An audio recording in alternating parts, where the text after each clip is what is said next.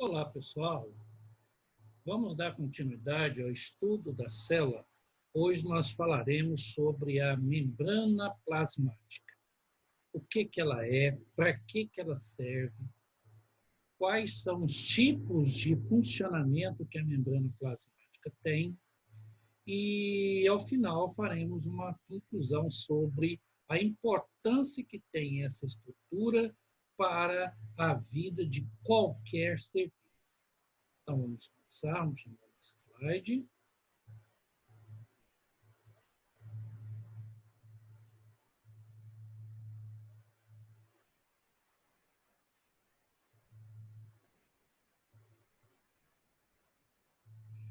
Então, vejamos aqui, pessoal.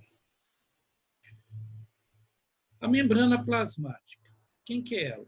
Essa pequena película que reveste todos os tipos de célula. Ela é formada de quê? Ela tem uma constituição química e tem uma importância muito grande para a célula, porque é através dela que irá passar substâncias para dentro da célula ou sair substância de dentro dela. A membrana plasmática, ela tem uma importância muito grande para a célula. Primeiro, falaremos aqui sobre as substâncias químicas que a formam. Primeiro, os fosfolipídios, que são estruturas importantes na constituição estrutural da membrana plasmática. A segunda são as proteínas. Aí nós temos dois tipos de proteínas. As proteínas integradas, que são dentro dos anéis de lipídios, dentro do mosaico de lipídio, onde ela tem a importância de favorecer o transporte através desses canais dentro da membrana plasmática. E também as proteínas periféricas, que têm uma importância de comunicar qualquer sinalização química que venha do lado de fora da célula para o seu interior. Outra substância química é o colesterol, que vai aumentar a resistência da membrana plasmática, deixando ela um pouco mais rígida. Tá? Outras substâncias também é os glicolipídios, que são carboidratos associados aos lipídios, e glicoproteína, que são carboidratos associados à proteína. O conjunto dessas substâncias à base de carboidrato, ou glicolipídio e a glicoproteína, vão formar o glicocálix, que nas células animais tem uma função importante para a adesão de uma membrana com a outra. A membrana, a partir da sua estrutura, ela tem uma responsabilidade muito grande. Quando nós falamos que sua função é permeabilidade seletiva, ela tem uma função de selecionar o que vai entrar dentro da célula e o que vai sair dentro dela. Esse processo pode gastar ou não energia da célula. Quando não gasta energia da célula, esse transporte é chamado de transporte passivo. Quando gasta energia, este transporte é chamado de transporte ativo. E tem o transporte em que a membrana transfere suas substâncias em grande quantidade. São chamados transporte em bloco. E aí, quais são os exemplos de transporte ativo passivo que nós veremos? Difusão simples, difusão facilitada e osmose. E o exemplo de transporte ativo, a bomba de sódio e potássio. Os transportes em bloco, os exemplos são as endocitoses, que é um transporte de dentro para dentro da célula, onde nós destacamos aqui a fagocitose e a pinocitose. A fagocitose é a transferência de partículas sólidas e a pinocitose é a transferência de partículas líquidas. E também os processos em que a célula elabora, transfere grande quantidade para fora da célula, é chamado de exocitose. O exemplo que nós temos, a excreção celular, também chamado de plasmocitose, e também a secreção celular. Pois bem, antes de nós falarmos sobre esses tipos de transporte, deveremos saber uma pequena referência que a química nos traz. Quando nós falamos em solução, se trata de uma mistura homogênea. E toda mistura, né, em toda solução, ela vai ter no mínimo dois componentes, soluto e solvente. A partir daí, nós podemos classificar as soluções em comparação com outra em três tipos. A primeira, solução hipertônica. Quando nós temos dois meios, onde um meio tem mais soluto do que o outro, então nós falamos que essa solução é chamada de hipertônica. Quando ela tem um meio onde ela tem uma concentração menor do que a outra, nós chamamos ela de hipotônica. E quando as soluções elas têm a mesma quantidade de soluto e solvente, nós chamamos ela de solução isotônica. A partir daí é que nós vamos agora caracterizar cada um de nossos transportes. Difusão simples é a passagem de soluto através da membrana plasmática de um meio mais concentrado para um meio menos concentrado. Lembrando que esse processo é um processo espontâneo que não gasta energia. Então, o soluto passa através desses canais de proteínas presentes na membrana plasmática de um meio hipertônico para o meio hipotônico. Temos um outro transporte também, a difusão facilitada. Qual é a diferença dela para a difusão simples? É que aqui agora vai entrar uma permease, que é uma proteína que está na membrana plasmática, que ela vai se combinar com o soluto e transferir ele para dentro. Este exemplo, por exemplo, ocorre quando uma molécula de glicose ela vai passar para o seu interior. Ela não passa de forma espontânea. Ela vai passar para o meio interno carregado por essa proteína. Vale lembrar que esse processo não gasta energia. O outro processo de transporte passivo é a osmose. Como é que ocorre a osmose? Vamos ver aqui a osmose na célula vegetal. A osmose na célula vegetal, ela vai acontecer da seguinte forma. Primeiro, vamos caracterizar os nossos meios. Meio hipotônico, meio hipertônico e meio isotônico. Vamos lá. Quando uma molécula ela é adicionada, uma molécula de célula animal, é adicionada ao meio hipertônico, olha só o que vai acontecer. Do lado de dentro da célula, tem muita água, do lado de fora tem pouco, então ela vai perder água. Então essa célula vai ficar murcha. Quando nós colocamos essa célula animal dentro de um meio hipotônico, ela vai receber uma grande quantidade de água. Então, ela vai estourar, a membrana não resiste. Já quando colocamos essa célula animal dentro de um meio isotônico, nada vai acontecer. Olha aqui o que nós podemos caracterizar em osmose na célula animal e osmose na célula vegetal.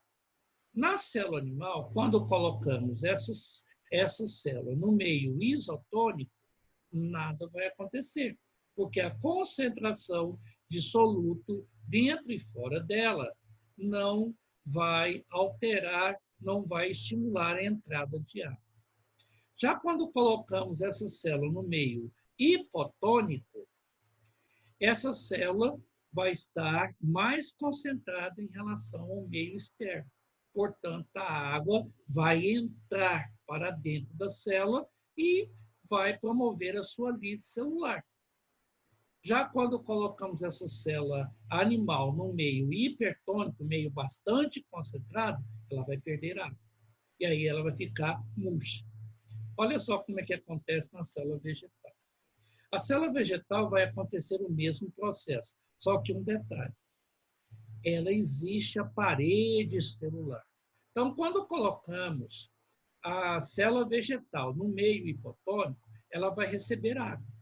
Ela vai absorver água, isso porque o seu vacúolo vai estar estimulando para isso, e aí só que essa célula não vai estourar, como é que acontece na célula animal. Essa célula vai ficar extremamente abarrotada de água no seu interior. Nós chamamos aqui de célula túrgida. Este fenômeno de enchimento de água a gente chama de turgescência. Já se nós colocarmos a célula vegetal dentro de um meio hipertônico, ela vai perder água. Aonde que ela perde água? Do seu vacúolo. Então, o seu vacúolo vai perder água e a membrana praticamente quase que descola da parede celular. Mas ela não morre, a célula vegetal não morre.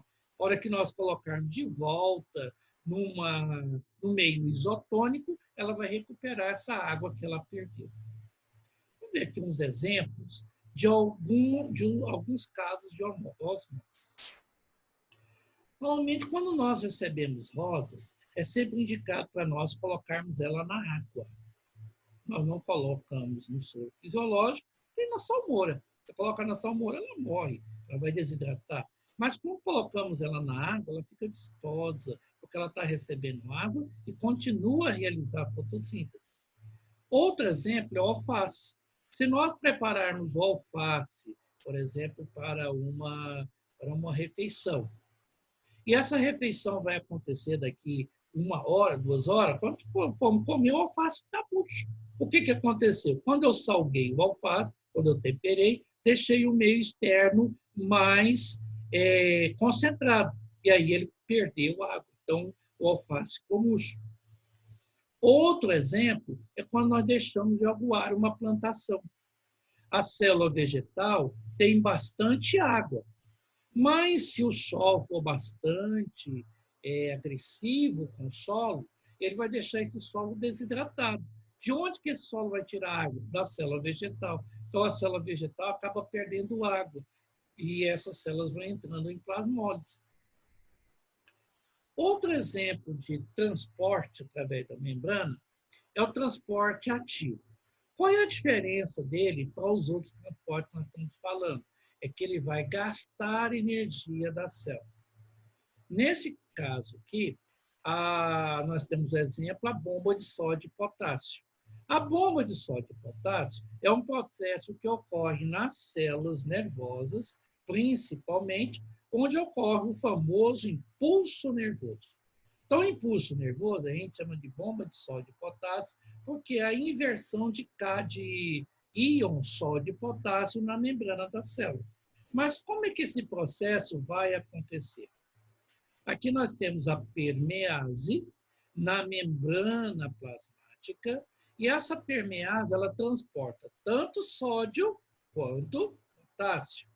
Só que, quando esse processo ocorre, esse processo de combinação, há a participação de energia biológica. Então, a energia biológica, também chamada de ATP, ela que promove a alteração dessa permease, jogando o potássio e o sódio para fora da célula e introduzindo o potássio para dentro da célula, deixando os meios em concentrações desiguais de sódio e potássio. Então, lembrando a vocês que este exemplo vai acontecer nos nossos neurônios, na nossa célula nervosa, para a produção do impulso nervoso. Vamos fazer aqui um pequeno resumo do que acontece dentro desses processos de membranas.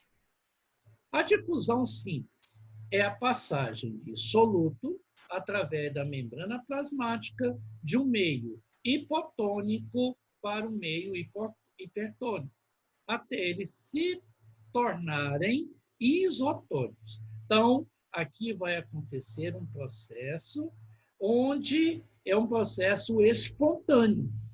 A facilitada também vai acontecer igual à difusão simples, Só que ela é carreada por uma permease. Então, é a passagem de soluto de um meio hipertônico para o meio hipotônico. Só que ela ocorre com a ajuda de uma permease facilitadora do processo. Então, a característica: o soluto passa de um meio hiper para um meio hipo. O transporte é acelerado por uma permease, até se chegar ao equilíbrio. Característica que ele não gasta energia. Outro exemplo de transporte passivo é a osmose. Só que agora quem vai ser transportado na osmose é a água. A água ela vai passar de um meio hipotônico para o meio hipertônico. Isso vai deixar os meios com as mesmas concentrações, mas com volumes celulares diferenciados. Então, aqui nós temos o transporte agora de solvente, de um meio hipo para um meio hiper, até os dois se tornarem em equilíbrio. O processo não gasta energia. Fazendo aqui um pequeno resumo. O processo passivo é um processo natural sem gasto de energia. Exemplo, difusão simples e facilitada. O que transporta soluto.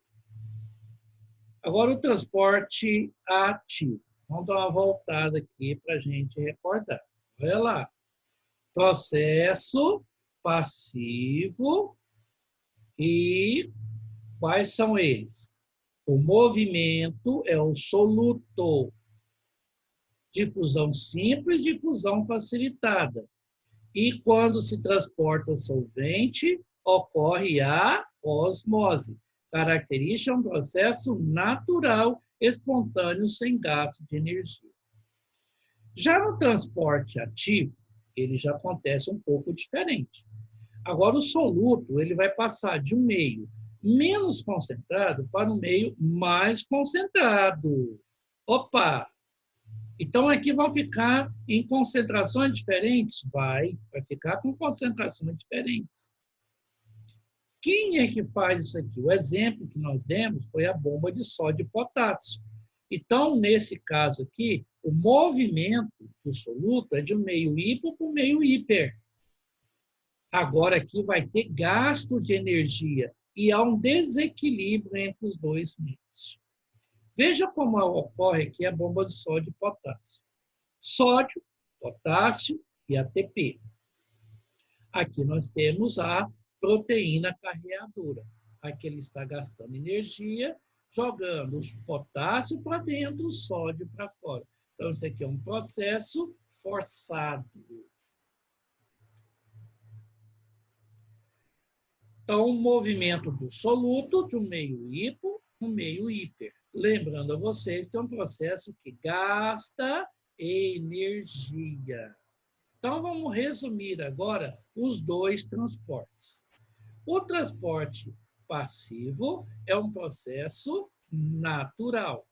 O transporte ativo é um processo contra o gradiente de concentração. É um processo forçado. Então, vejamos aqui. Então, no processo passivo, é o processo natural e espontâneo, sem gasto de energia. No ativo, há gasto de energia. Exemplo de transporte passivo. Então, nós temos a difusão simples e a difusão facilitada, que é um transporte de soluto. E a osmose é o movimento de solvente. No transporte ativo, como há gasto de energia, aqui vai ser transportado o soluto e haverá desequilíbrio entre os dois meios. Então, vejamos aqui, pessoal.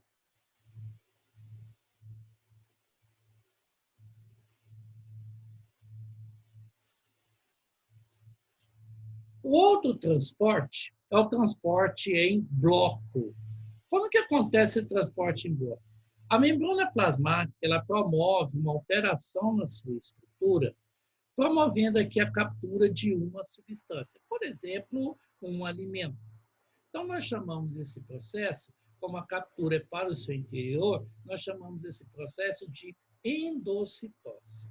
vai acontecer todo o seu processo metabólico no seu interior, e aí o que ela aproveitar, ela vai deixar no seu citoplasma e depois vai eliminar para fora através de um processo de exocitose. Então, o que é a exocitose? É um processo em que a membrana plasmática ela se combina com as vesículas que formam no seu interior, elaborando para fora da célula. Então, esse processo a gente chama de exocitose. Então, vamos lá. Então, resumindo, então nós temos o transporte passivo, não gasta energia, transporte ativo, gasta energia, e o transporte em bloco, que é uma modificação da sua estrutura da membrana plasmática. Se alguns de vocês quiserem mais referência, nós temos aí a bibliografia onde vocês podem consultar. Então, até uma próxima aula. Então, pessoal,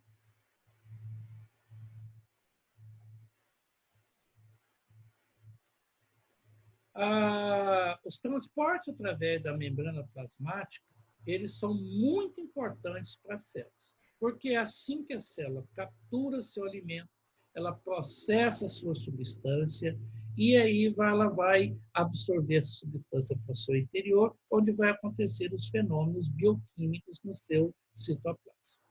Ok? Qualquer dúvida, deixa aí o seu recadinho. Bom, até uma próxima.